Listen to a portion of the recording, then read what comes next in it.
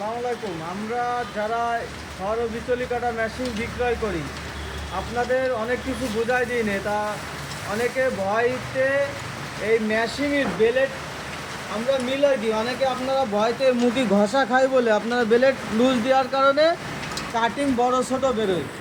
তা আমরা কিভাবে বেলেট মিলোই এটা আপনারা দেখতেন, আর এইভাবে অবশ্যই বেলেট মিলোই মেশিনগুলো চালানোর চেষ্টা করবেন। দেখেন এই বেলেট এই মুখির সাথে বাঁধছে না। এখন আমরা মুখির সাথে কীভাবে বাঁধায় দিতে হয় এটা শেখাই দেবো আপনাদের। এই যে 1 2 3 4 5টা বল্ট আছে, এগুলো এক পেস করে টাইট দিলে মুখের সাথে ঘর্ষণ খাবে। এই দেখেন এই মুখের থেকে এই মাথা বন্দি একেবারে কাইসির মতন বাঁধবে, আগা মাথা। এতে বাঁধলে আপনাদের কোনো ভয় নেই, এতে কাটিং ভালো হবে। মুখের সাথে ঘর্ষণ না খালি কাটিং হবে না।